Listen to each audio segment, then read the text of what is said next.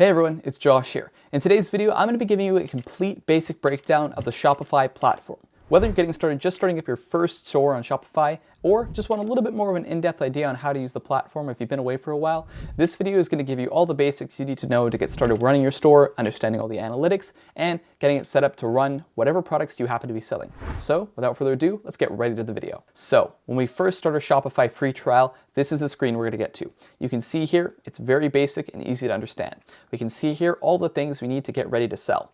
The setup guide includes adding our first product, including writing the description, adding photos, and setting pricing, customizing our online store, adding our custom domain, setting our shipping rates, setting up Shopify payments so that if somebody makes a purchase from our store, we can get paid, and placing a test order. And there we go. That's all the things we need to get started running things on Shopify.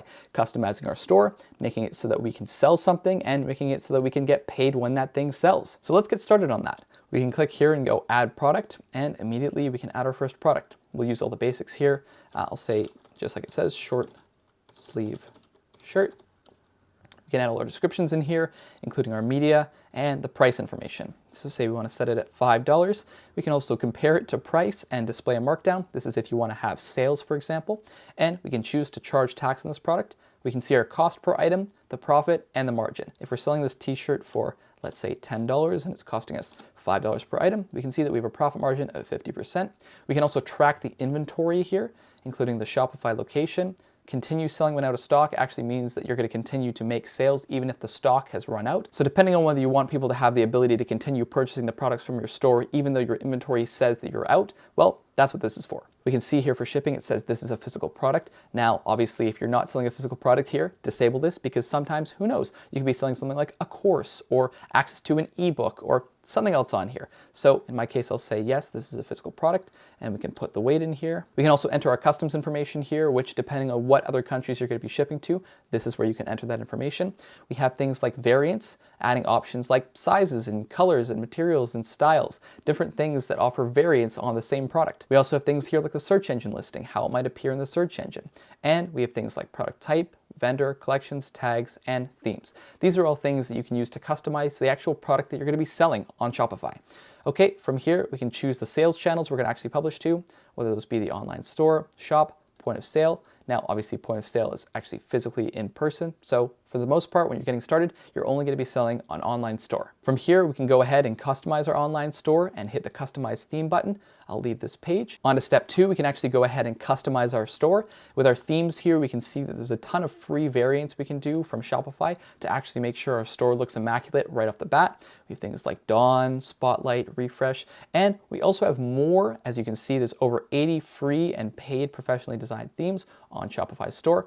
And we can actually go ahead and visit the theme store here to actually see those. In our case here, we're going to actually have Dawn as our current theme. As we can see here, our online store is currently password protected. In our case, of course, we don't want people to be seeing our store while it's still under construction. So you have to have the password to actually get in. We can actually go and manage password here. But at this point, if we hit view your store, we can see what the store looks like.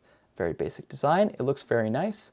We can browse our latest products. We can see some different colored t-shirts here for featured products. And if we hit shop all, we can see what the different types of catalogs look like.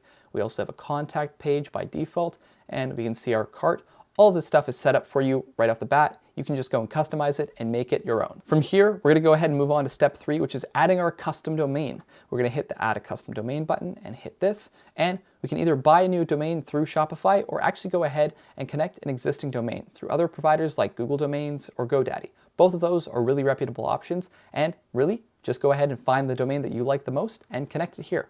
We can see that by default right now, 3f1f5.ec Shopify. Now, that's not a very enticing domain, and I don't think if you had that domain, people would consider it trustworthy enough to consider entering their credit card details into. So go ahead to something like Google Domains or GoDaddy and go ahead and actually buy a new domain. Or connect an existing domain if you have it purchased already and just want to connect it.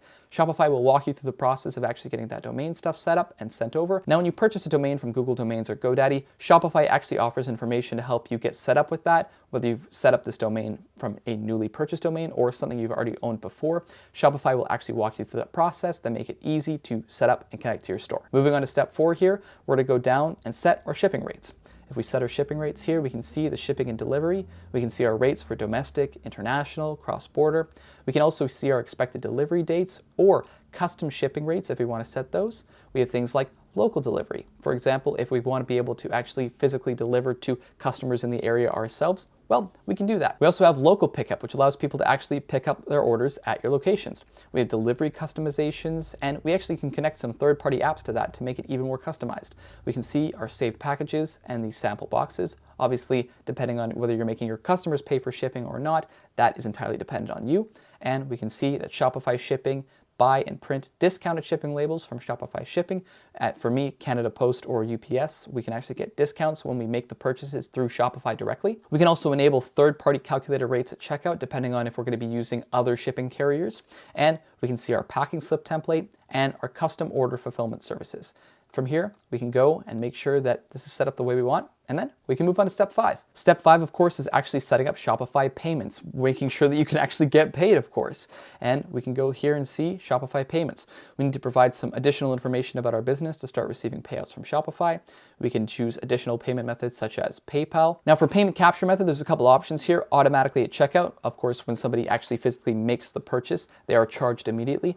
Or we have other options here, such as only charging that person's credit card when the order is fulfilled. So let's say, for example, earlier we allowed people to continue to make purchases even though we had run out of inventory under the assumption that we were going to have more inventory to ship to them, when that inventory gets restocked, but something goes wrong. Well, it'd be useful in that situation to make it so that payment is automatically captured when the order is fulfilled, as opposed to when somebody actually makes the purchase. But we also have manually, which is just authorize payment at checkout and capture manually, which is once you've actually got their order and you're going to ship it off, or whatever time you decide to actually charge their credit card, well, that's entirely on you. But that's a little bit more difficult. Once we've got our account set up and Shopify has verified that we are fully able to start receiving payments, well, we can move on to the final step, placing a test order. From here, we can actually go ahead and learn about test orders. Now, when it comes to placing a test order, obviously it's not a real order. By placing a test order, we can make sure the checkout process and settings for order processing, inventory, shipping, email notifications, and taxes are all correct.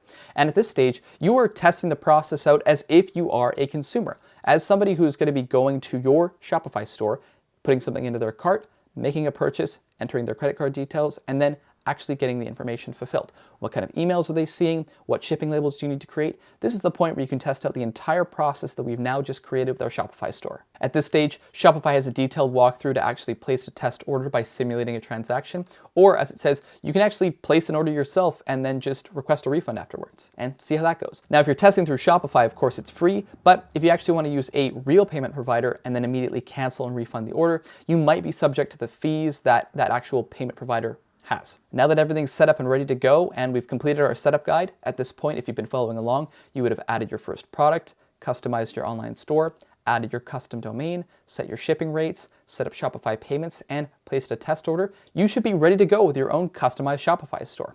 But there's a few more things we need to get over before we round this thing off. The first one, of course, is the orders tab. This is where you can see all of the information about the orders that have been placed on your store. Next to that, we can see the actual products that we've got set up here. In our case, if you had set up a product in your setup guide, this is where you would find it. We also have options here like collections, inventory, purchase orders, gift cards, all that stuff. And then we have things like customers, seeing all the information about people who actually purchase on our store or who get to checkout and don't actually go through with their purchase. We have things like content here for all the information with images and things of that nature. We also have our analytics where we can see different information about what the total sales of our store are, what channel they are, what the sessions are, what our average order volume is, pretty much all the details you're going to need to understand to successfully run a store on Shopify. We also have things like marketing here where we can see how are we actually getting people into the store and actually seeing what the online store sessions are for that. And finally, things like discounts. If you actually want to go and have a discount or promotion, this will be the spot that you could find it. All right, there we go. If you followed along with me in real time, you would have gone ahead and set up your very first Shopify store. Congratulations. Hopefully you now have everything you need to get started selling whatever you may be selling on Shopify. And I wish you the best of luck.